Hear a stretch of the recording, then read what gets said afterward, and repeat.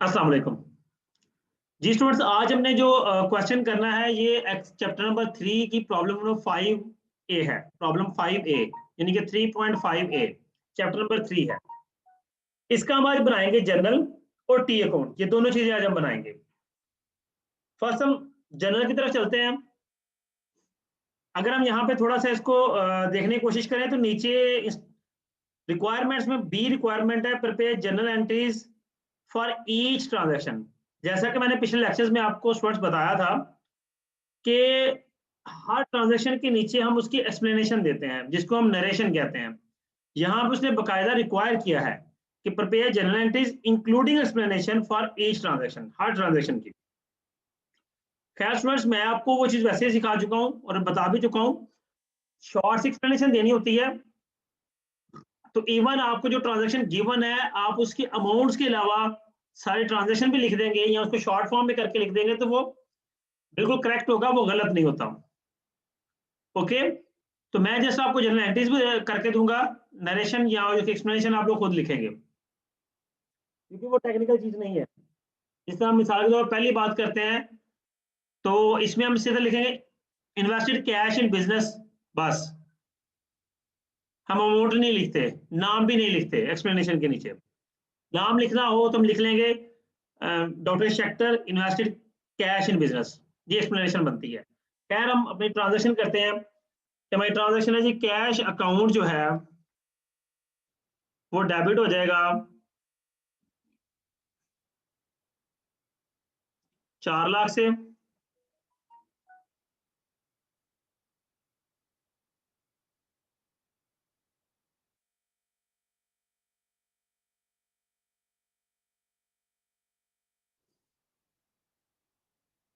जी, और हम क्रेडिट करेंगे कैपिटल स्टॉक।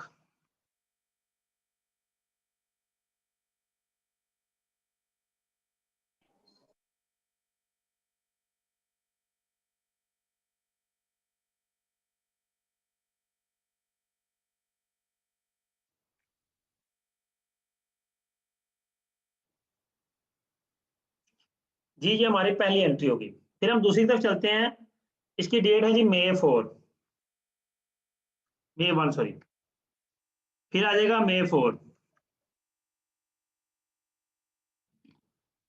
May 4 को वो कहता है land and a building was purchase for 2,50,000 of this amount 70,000 applied to the land and 1,80,000 to the building.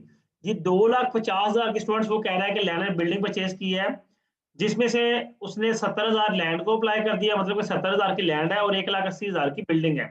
तो दोनों अलग-अलग हम डिस्प्ले करेंगे।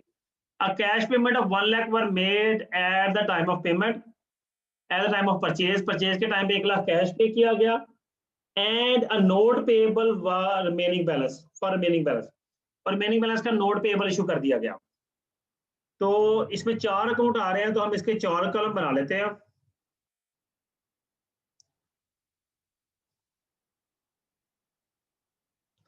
जी, पहले में वो कह रहा है कि जी लैंड परचेज की है तो लिखेंगे लैंड अकाउंट डेबिट। फिर साथ उसने परचेज की है बिल्डिंग,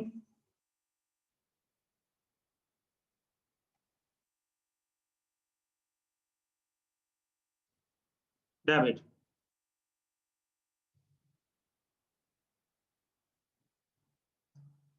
उसके बाद आ गया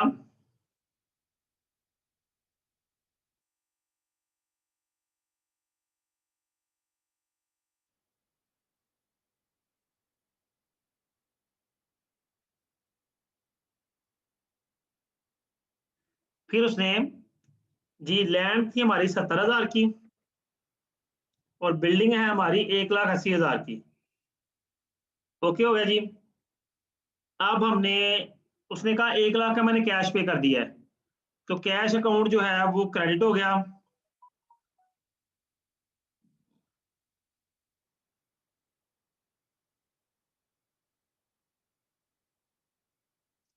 साथ में स्टूडेंट्स जो है नोट पेबल हमने इशू कर दिया है।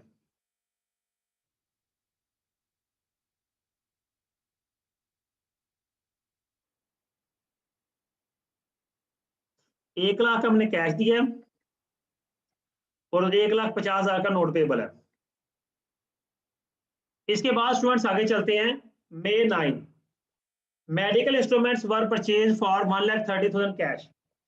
जी मेडिकल इंस्ट्रूमेंट जो है वो परचेज किए गए 1,30,000 कैश। तो ये मेडिकल इंस्ट्रूमेंट्स अपने नाम से आएंगे। मैं अब डेबिट क्रेडिट नहीं मेंशन करूंगा, ठीक है। पहली अंडरस्टूड बात है, जो पहले लिखा जा रहा है वो डेबिट है, जो बाद में लिखा जा रहा है वो क्रेडिट है, ठीक है। तो मेडिकल इंस्ट्रूमेंट्स अकाउंट जरूर लिखूंगा, कि वो लिखना जरूरी होता है।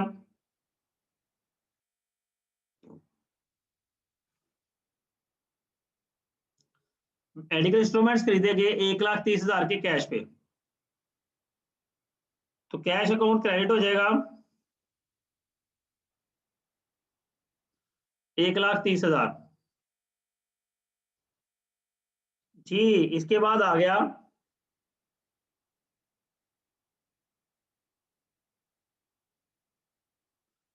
उसने कहा जी office fixture and equipment were purchase 50,000। Doctor Schechter pay 20,000 at the time of purchase and agree to pay entire remaining balance in 15 days. यहाँ पे उसने ये नहीं मेंशन किया कि वो नोट पेएबल इशू कर रहा है, तो इसका मतलब है कि इसको हम एज ए अकाउंट पेएबल ही मेंशन करेंगे।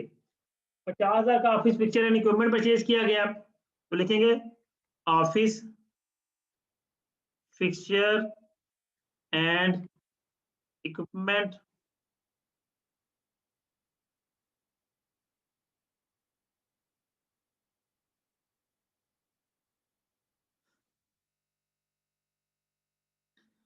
बीस हजार का उसने कैश पे कर दिया है।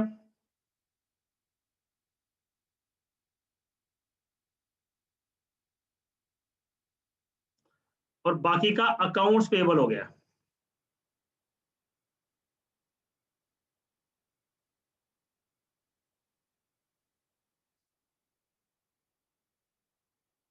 बीस हजार कैश और 30,000 का accounts payable.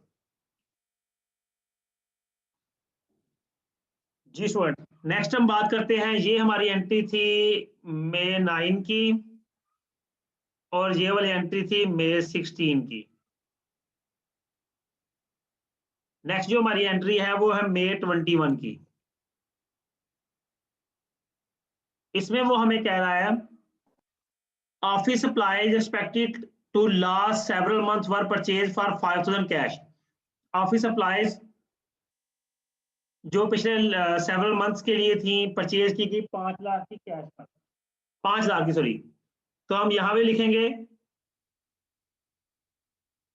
Office supplies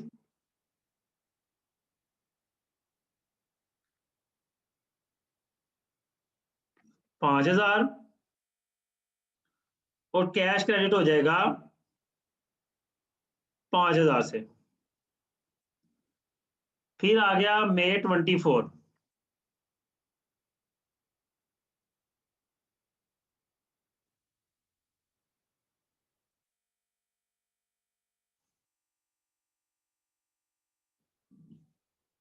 doctor billed client 2,200 fast services rendered.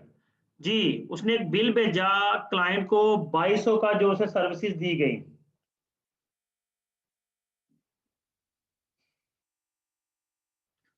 Ji of this amount 1,900 was received in cash and 300 was billed on account। जी 2,200 कैश का बिल था, 1,900 कैश में मिल गया, 300 का बिल था।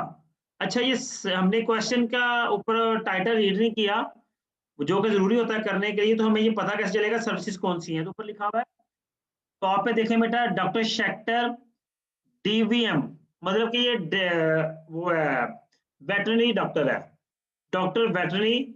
आगे M stand for medicine, open a veterinary clinic. तो इसने वेटरनरी सर्विसेज प्रोवाइड की हैं, तो हम यहाँ पे मेंशन भी यही करेंगे।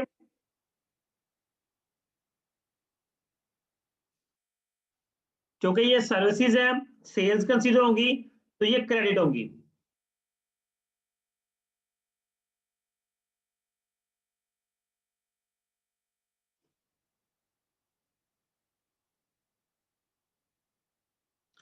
तो ये क्रेडिट होगी जी, battery service revenue account credit होगा। और उसने कहा जी 1900 कैश में मिल गया है, रिसीव कैश, तो कैश अकाउंट जो है डेबिट होगा, और साथ में 300 बाद में मिलना है, तो उसको हम अकाउंट्स रिसीवेबल स्टूडेंट्स लिखेंगे।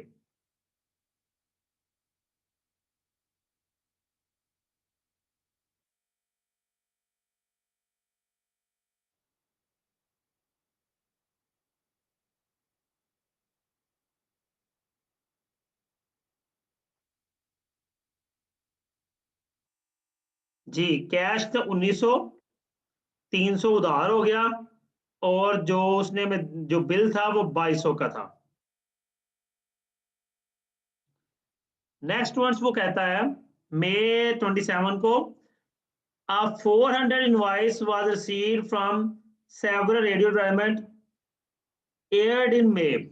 जी हमने को एडवर्टाइजमेंट चलाई मई के अंदर, जिसका 27 तारीख को हमें बिल मौसूल हुआ।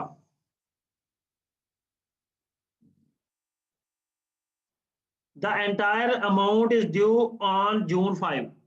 5 जून तक के लिए वो अमाउंट जो है ड्यू हो गई। अब ये बेसिकली जो बिल आया ये एडवर्टाइजमेंट एक्सपेंस था, तो हम लिखेंगे advertisement expense debit,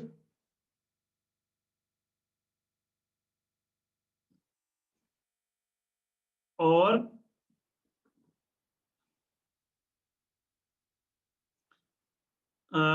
accounts payable credit, क्योंकि उधार हो गया है तो इसका मतलब है ये अकाउंट्स पेबल आएंगे। एडवर्टाइजमेंट एक्सपेंस में 400 आएगा और अकाउंट्स पेबल में भी स्क्वाट्स 400 आएगा। फिर हम आ जाएंगे मई 28 पे। मई 28 को वो हमें कहता है receive 100 payment on the 300 account receivable recorded May 24। जी मई 24 को 300 के अकाउंट रिसीवेबल रिकॉर्ड हुए थे, उसमें से 100 में रिसीव हो गया, तो हम लिखेंगे कैश अकाउंट डेबिट और account receivable account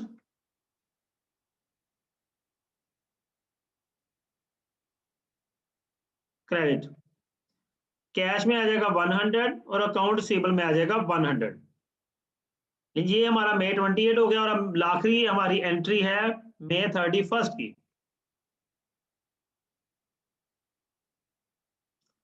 paid employees 28 for salaries earned in मई।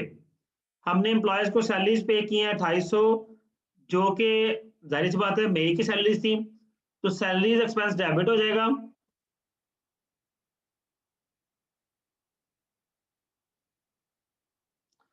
और पेड का लफ्ज आ गया, जिसका मतलब है उसने मेंशन नहीं किया कि दिए हैं कि नहीं दिए, लेकिन जब पेड का लफ्ज आया उसका मतलब है दे दिए हैं, तो अल्टीमेटली बात है कि फिर कैश अकाउंट जो है वो क्रेडिट हो जाएगा। कितनी सैलरीज हैं जी? 2800 की सैलरीज जो कि हमने दे दी हैं। जी स्टूडेंट्स, ये आपका क्वेश्चन जो है वो हर लिहाज से मुकम्मल हो गया। अगर आप कहें कि जी इसके नीचे नरेशन भी लिखी जाए तो वो भी मैं, चलें आप क्या याद करेंगे, नरेशन लिख देता हूँ।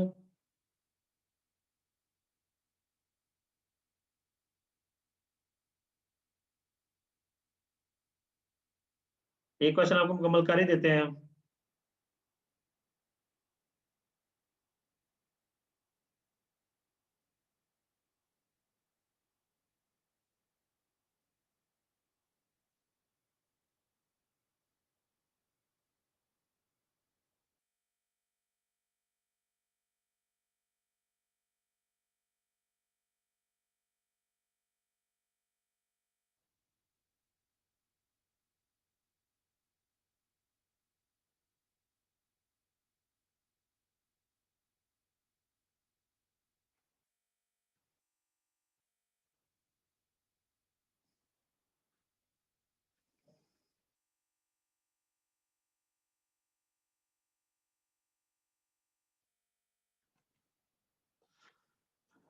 जी स्टूडेंट पहले के हम लिखते हैं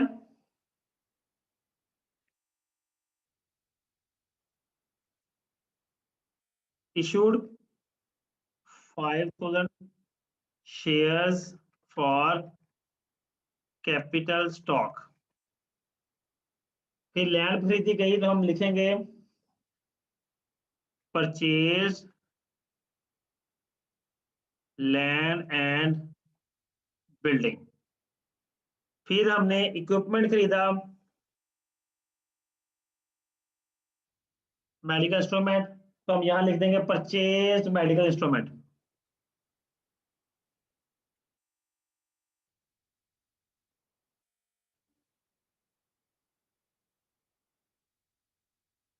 इसी तरह परचेज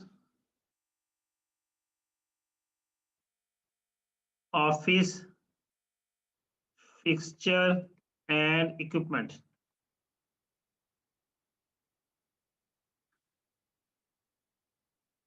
परचेज ऑफिस सप्लाईज। फिर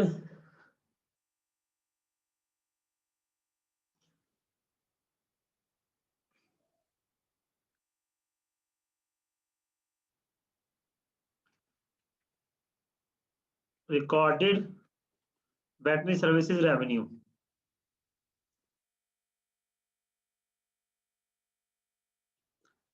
फिर आ जाएगा रिकॉर्डेड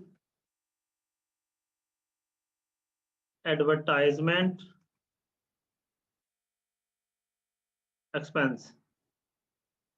फिर received cash from accounts receivable. Paid salaries. ये स्टूडेंट्स आपकी नरेशन भी मुकम्मल हो गई, विद एक्सप्लेनेशन हो गया। अब हमने बनाना है स्टूडेंट्स इसका जर्नल।